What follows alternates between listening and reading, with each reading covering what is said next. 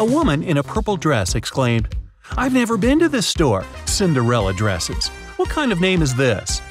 But many people claim that a woman in purple took all the money from the cash desk while the shop assistant was away and ran out of the store, Detective Smith told the woman. The woman exclaimed, "I was just standing outside when suddenly a woman charged at me. Of course, I got scared and ran away. Then a police officer saw me running and stopped me. I agreed to return to the store, hoping it'd clear up the confusion. Several visitors said I could be the thief, but they weren't sure. Now I know you're the woman who stole the money," the detective said. How did he figure it out?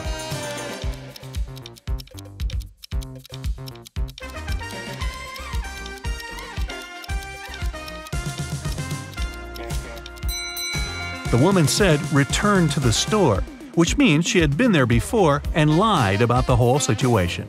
Stephen's wife called the police and told them her husband had disappeared right from his garage. It happened several hours ago. The only thing she found there was a left-hand glove. When the police came, they saw it was a very peculiar glove. Such gloves were sold only in one store in their town. The store owner told them he had recently sold these gloves only to two people, Kevin, Stephen's neighbor, and Brian, Stephen's colleague at work. The police officers visited Kevin and asked the man to show them his gloves. But Kevin had just one. "I lost the other glove a week ago and I don't have any other gloves." The man even pulled the glove on to demonstrate it to the officers. Then the police visited Brian. "I was wearing these gloves when I was repairing my car. They got so dirty that I threw them away."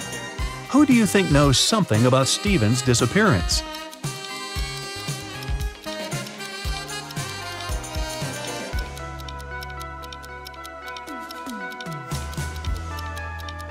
Brian.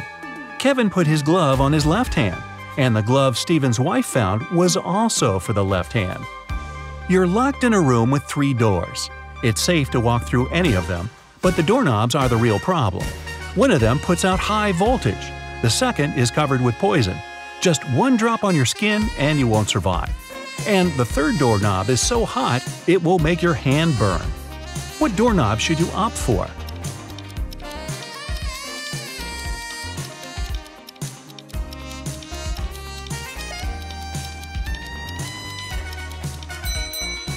The second one.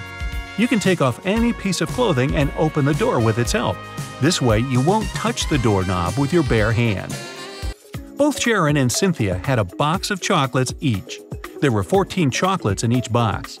Sharon ate several candies, and Cynthia ate the same number of chocolates that were left in Sharon's box. How many chocolates do they have together now?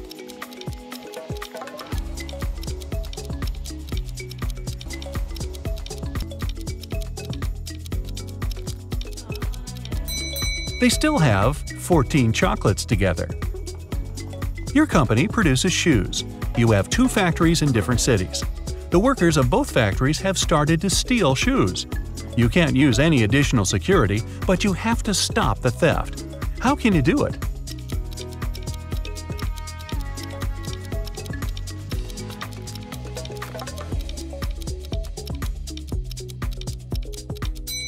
One factory should start making only left shoes, and the other only right ones.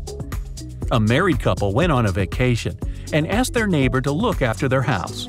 When they returned, the wife found out that she had lost all her expensive jewelry, and it happened because of a power failure, no less. The woman had hidden her jewelry in a supposedly safe place. The house hadn't been burgled. The neighbor was an honest person. The jewelry had disappeared by accident. What happened?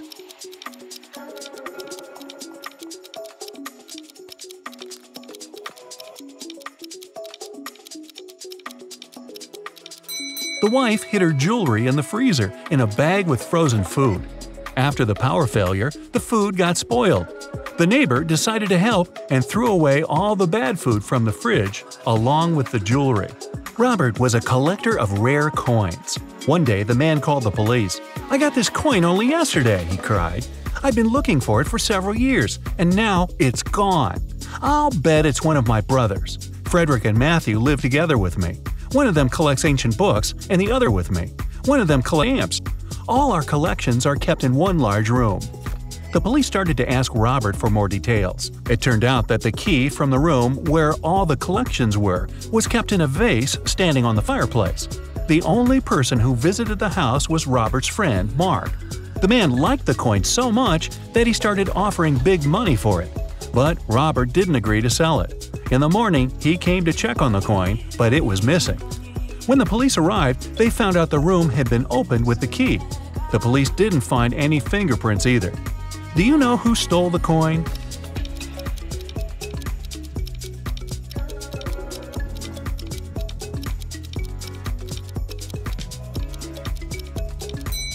It was Mark. He was the only person who had a reason for getting rid of the fingerprints. The brothers' fingerprints would be absolutely natural since they lived there. I was driving along the highway when one of my tires burst. I stopped to change it, but when I came back to the car, I saw it had a flat battery. I looked around and realized I was in the middle of a small town. I decided to wait for someone who could help me. Suddenly, I heard glass shatter. The night was very dark, so I switched on the headlights and saw a man climbing out of a house. He was carrying a large bag. I got scared and ran to the nearest police station. That was Mr. Darrison's story.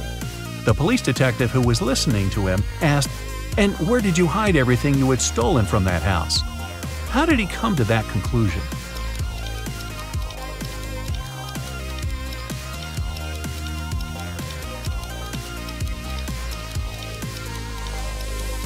If Mr. Darrison's car battery was flat, how could he switch on the headlights?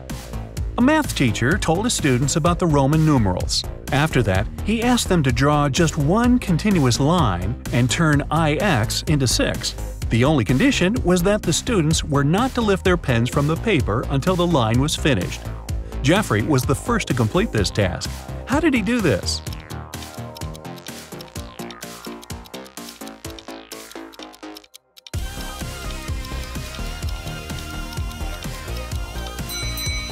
He drew the letter S in front of IX and got 6.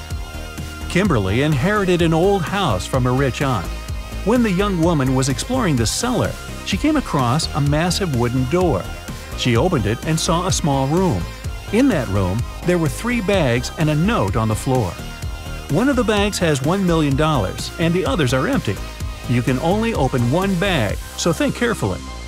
Kimberly also noticed there was a message on each bag. On the first bag it said, "The cash is not here." The message on the second bag was, "The cash is not here." And the message on the third bag claimed, "The cash is in the second bag." If only one message is true, which bag has the money?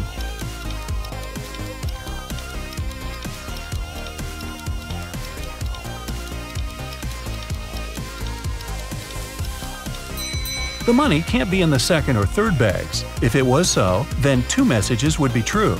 It means the money is in the first bag. A woman was hit by a car that sped away right after the accident. When the police arrived, they found several witnesses who described the car. The detective went to the house of one of the suspects. There, he saw a car that looked like the one in the description. But when he questioned its owner, the man claimed he had spent the whole day at home. The detective realized the suspect was lying right away. How?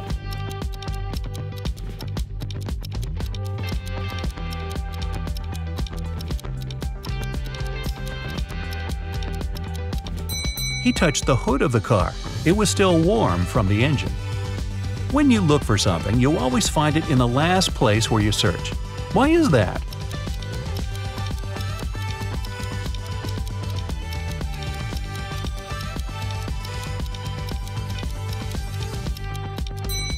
It's always the last place where you look because, after this, there's no need to continue your search. There was a blackout in the city, but the bus driver still noticed a dog on the road and managed to stop in time. How did he do this?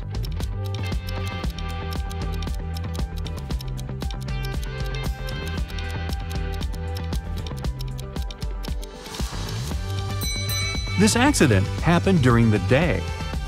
Detective Aaron Bowler participated in a competition organized by a private consultant who came from Europe. Aaron wanted to become the Detective of the Year very much. It was the evening of the last day of the competition. The consultant explained what would happen next. You will all gather in a large room. Once you hear a shot outside, you'll need to rush in and find the criminal. The winner will be the person who will get to them first. You aren't allowed to use any equipment or tools." Several hours passed, and the people in the room started to get nervous. Suddenly, Aaron got up and went to another room. His colleagues asked him where he went, but the guy only answered, "I need to get ready for the chase," and he took a seat without switching on the light. Several minutes later, the detectives heard the shot. Aaron ran outside and was the first to catch the criminal. The consultant gave the man his prize and asked, "What helped you to be the first?" What did Aaron answer?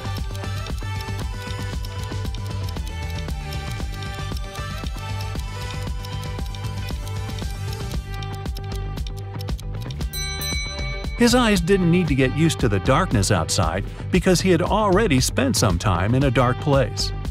It's nothing but holes tied to other holes. At the same time, it's as strong as steel, but not as stiff as a pole. What is it?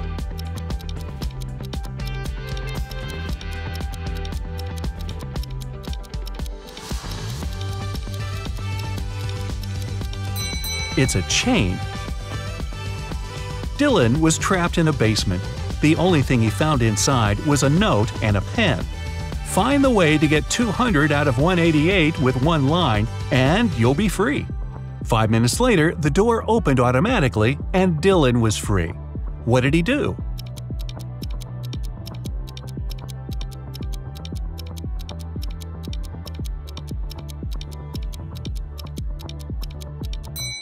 He drew the line to divide 188 horizontally.